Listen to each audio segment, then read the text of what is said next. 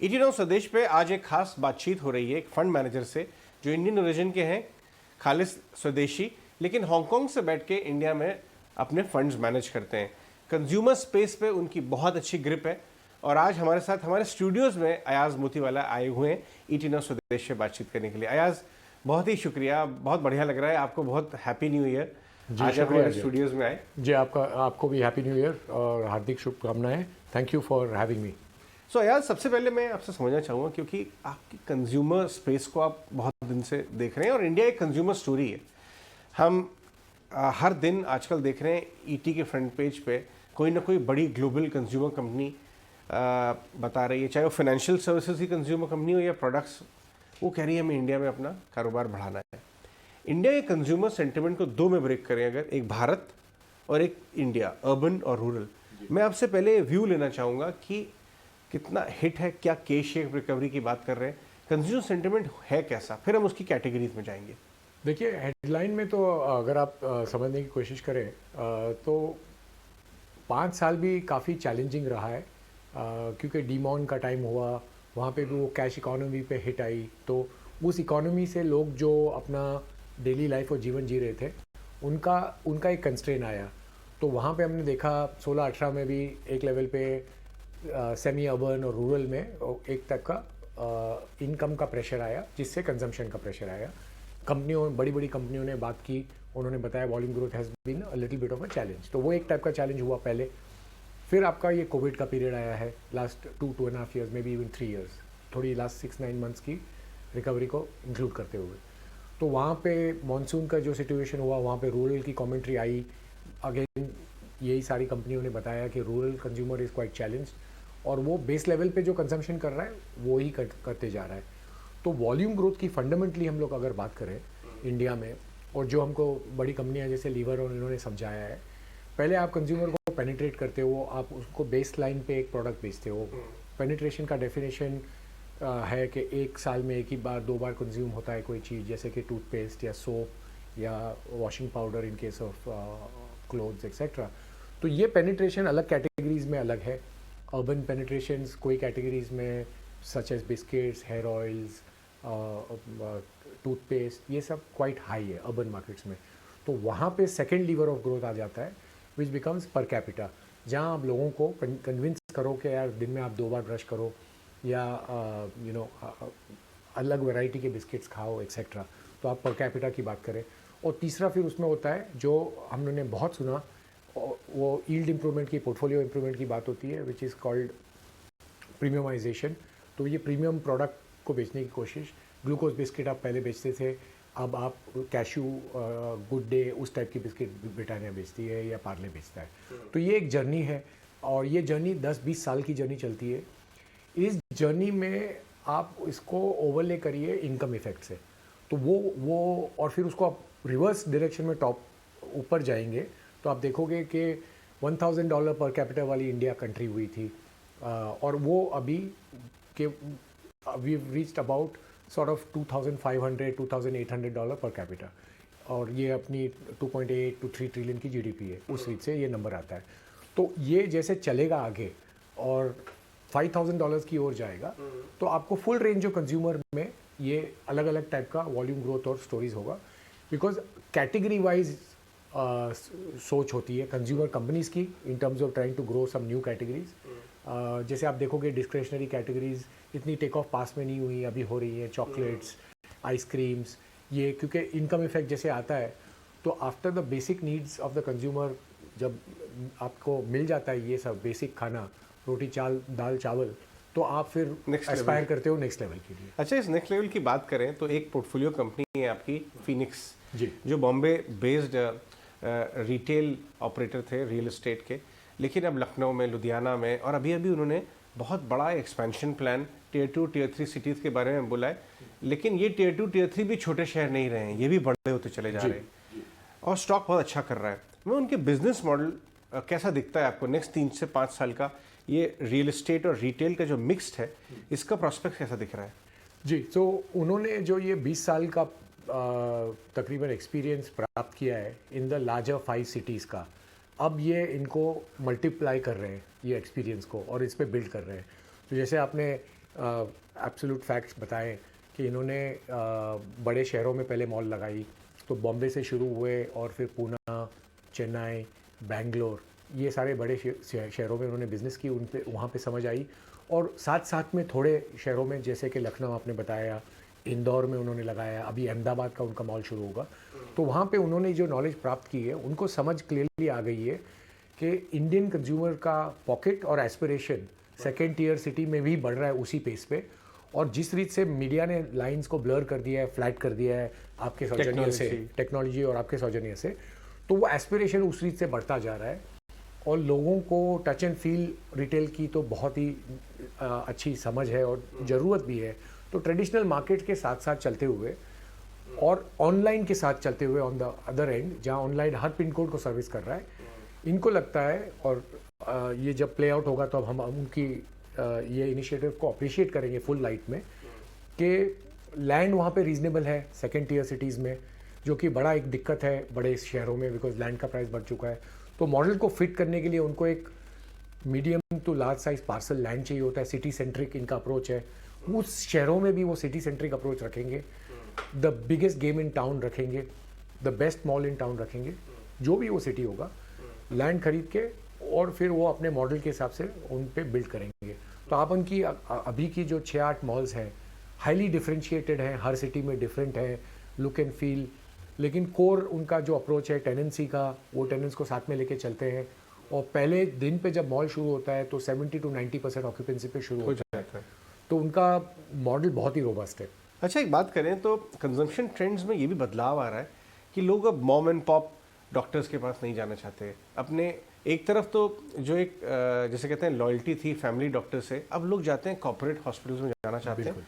उन्हें स्टैंडर्ड चाहिए, medical health services का भी एक पर्टिकुलर स्टैंडर्ड चाहिए। हमने देखा कि हॉस्पिटल जो स्पेस है वो एक तो कोविड पर ही रेट हुआ, उसके बाद वहाँ से काफ़ी घटा। आपने किम्स की बिजनेस मॉडल को बहुत स्टडी किया हुआ, हाल ही में आई हुई कंपनी है, वो कैसे डिफरेंशिएटेड है बाकी हॉस्पिटल कंपनी से? आपने इसको ही क्यों चुना अपने पोर्टफोलियो का पार्ट बनाने के लिए? तो किम्स बड़ा ही इंटरेस्टिंग मॉडल 2-3 पॉइंट से है। एक है उनका, उन्होंने जो शुरुआत की है आंध्र प्रदेश और तेलंगाना के सेकेंड टियर सिटीज़ से, तो उनका ये थोड़ा सा inside out build out model है। एक है वो, और वो स्टेट का कंटिग्यूस पूरे सारे छोटे और बड़े टाउन्स को टैप करके आते हुए आगे बढ़ रहे हैं। तो उन्होंने ये एपी तेलंगाना में 8 से 9 हॉस्पिटल्स अभी तक ऑलरेडी ऑपरेशनलाइज कर लिए हैं, और starting with the tier 2 cities जो मैंने आपको बताया। दूसरा और एक उनका डिफरेंशिएटर है और बड़ा इंटरेस्टिंग है, क्योंकि यही वो जो आपने फैमिली डॉक्टर या उसके बियॉन्ड वाले जो स्पेशलिस्ट डॉक्टर्स होते हैं जो बड़े ऑपरेशंस करते हैं उस शहरों में भी हैं, उनके साथ डॉक्टर पार्टनरशिप मॉडल। तो डॉक्टर पार्टनरशिप मॉडल में डॉक्टर को ये लोग ये प्रोपोजिशन ऑफर करते हैं, फिजिकल इंफ्रास्ट्रक्चर बनाएंगे, मेडिकल मटेरियल सोर्सिंग का बनाएंगे, technology, billing, processing end of course brand, central brand के बेसिस से कस्टमर को अट्रैक्ट करना। तो ये डॉक्टर्स को भी बड़ा पसंद आ रहा है ये पार्टनरशिप मॉडल। तो ये इनका एक डिफरेंशिएटर ये है। और ये बिकॉज सेकेंड टियर सिटी से आए हैं तो इनकी कैपिटल प्रोडक्टिविटी बहुत इंटरेस्टिंग है, तो ये भी हमको अच्छा लगा है। तो ये कॉम्बिनेशन में हम लोग इसमें गए हैं, और इन लोग ने एक और दो और भी पार्टनरशिप्स को कन्वर्ट किया इनटू इक्विटी बाइंग। तो M&A में इन्होंने 1-2 कंपनीज और भी खरीदी है, एक उन्होंने हैदराबाद इटसेल्फ में खरीदा है, और अभी 2 महाराष्ट्र में भी इन्होंने इन्वेस्टमेंट्स की हैं। तो अभी ये नेक्स्ट स्टेट में आ रहे हैं, और इनका प्लान है कर्नाटका में, बेंगलोर की और भी कुछ करना।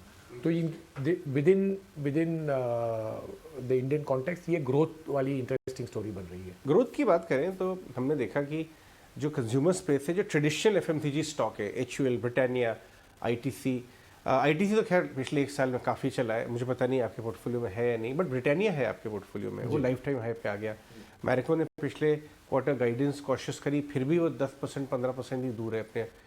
इनमें मार्जिन प्रेशर का डर बना रहा लास्ट 2-3 क्वार्टर्स, वॉल्यूम ग्रोथ भी हिल गई, लेकिन फिर भी स्टॉक्स चल रहे हैं। आप कैसे एक्सप्लेन करते हैं, और क्या इनका वर्स्ट अब ख़त्म हो गया, अब यहाँ से क्वार्टरली इम्प्रूवमेंट नज़र आएंगे मार्जिन्स में, क्या वॉल्यूम ग्रोथ में इम्प्रूवमेंट्स आ सकते हैं?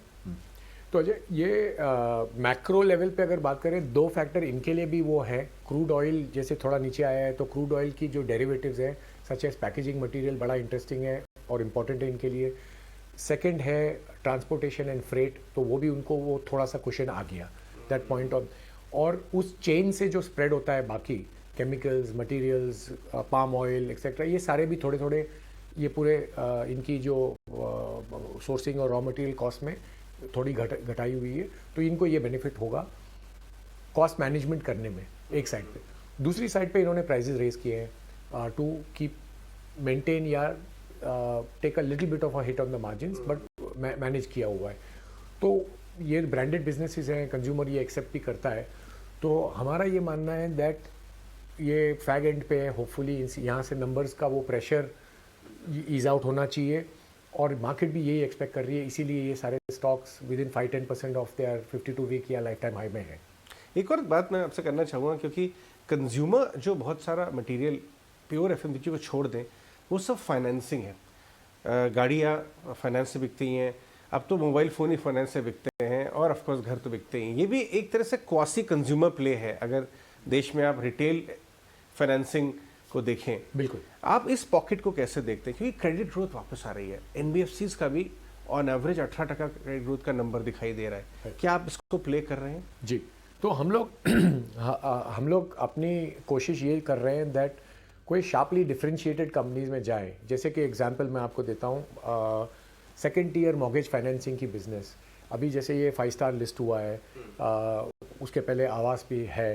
तो ये जो कंपनियाँ, ये हमको ज़्यादा थोड़ा इंटरेस्ट करती है, क्योंकि ये वही वो पॉकेट जो आप बात कर रहे हो सेकेंड टियर सिटीज़ का और न्यू टू क्रेडिट का पॉकेट एड्रेस कर रहे हैं। तो इसमें पूरा स्पेक्ट्रम है। एक है ये टेक लेड, तो ये भी टेक लेड कैसे करते हैं, ये टेक लेड डिलीजेंस करते हैं, टेक लेड फाइनेंसिंग करते हैं, और टेक लेड रिकवरी और पेमेंट्स भी करते हैं। तो ये ओवरऑल एफिशिएंसी लाता है, प्रोडक्टिविटी लाता है, इंप्रूविंग आरओए और आरओई। तो हमारा यही तो आप अभी रिसर्च कर रहे हैं इन कंपनीज को? बिल्कुल कर रहे हैं, बिल्कुल कर रहे हैं। 5 स्टार और हाँ, 5 स्टार आवास ये मॉर्गेज में वो डिफरेंशिएटेड हैं कंज्यूमर के एस्पेक्ट में। एक आध दो और भी कंपनियां हैं जो हम लोग देख रहे हैं, एप्टस वैल्यू हाउसिंग भी है। तो ये सब हम लोग देख रहे हैं। एक पावर कंजम्पशन की बात करें, इनफैक्ट बहुत सारे लोग हाई फ्रीक्वेंसी इंडिकेटर में भी कंजम्पशन के पावर कंजम्पशन भी ट्रैक करते हैं जी। और पावर कंजम्पशन का एक बड़ा ज़बरदस्त प्ले है IEX। आपकी उसमें रुचि है, और मेरी ये पूछने में रुचि है कि उसमें पूरा बॉम्ड आउट वैल्यूएशन हो गया। एक टाइम पे वो मोस्ट लव्ड स्टॉक प्लेटफॉर्म का बन गया था पावर, फिर वो मोस्ट हेटेड भी हो गया। हाँ। ये क्या चल रहा है स्टॉक में और आपको क्यों पसंद है वो? राइट, तो ये बॉम्ड आउट के मैं 1 मिनट लेना चाहता हूँ कि ये one of the Indian meme stock बन चुका था। तो जैसे वो कोविड की रिकवरी के बाद जब इसमें तेज़ी आई, तो ये अपना इनका एक स्प्लिट हुआ था, तो वो स्प्लिट एडजस्टेड अगर प्राइसेस की बात करें, स्टॉक करीबन 100 रुपये का होता था, तो वो 100 रुपये वाला स्टॉक 350-400 चला गया। एंड उसका last 20-40% move was in the last 2-3 days because of the meme and the frenzy और वो पॉपुलैरिटी पे जो आप बात कर रहे हो। वहाँ से वो स्टॉक को मार्केट ने पीट दिया, क्योंकि उसमें थोड़ा सा ग्रोथ का हिकअप आया। जब वो कोल का इशू आया था प्लांट्स में, तो अंडरलाइंग पावर कंजम्पशन इटसेल्फ और वॉल्यूम ग्रोथ सफ़र हुई थी। और ट्रेडेड एक्सचेंज में वॉल्यूम्स कम हुई, क्योंकि जो ट्रेडिशनल बायर थे डिस्ट्रीब्यूशन कंपनीज, उन्होंने अपने पुराने कॉन्ट्रैक्ट्स को फिर रिकिंडल किया। हाँ। जो फिक्स प्राइस कॉन्ट्रैक्ट्स थे। तो IEX का कन्वर्जन लेड ग्रोथ का जो क्रक्स मॉडल है, वो इंडस्ट्री और देश का पावर सप्लाई करते हैं at cheaper rates, at attractive rates to convert discom companies जो लॉन्ग टर्म PPA प्रोजेक्ट्स में हैं वहाँ से। तो इनका पहले ट्रेडेड पावर IEX और प्लेटफॉर्म्स कंबाइन का ट्रेडेड पावर 2 से 4% होता था भारत देश में।